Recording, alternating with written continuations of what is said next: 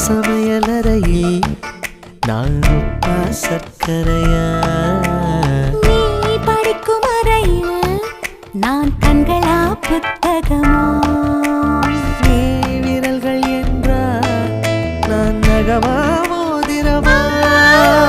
நீ இதழ்கள் என்றால் நான் முத்தமா புன்னகையா? நீ அழகு என்றால் நான் கவியா ஓவியனா? உன் சமையலறையில் நான் உப்பா சர்க்கரையா?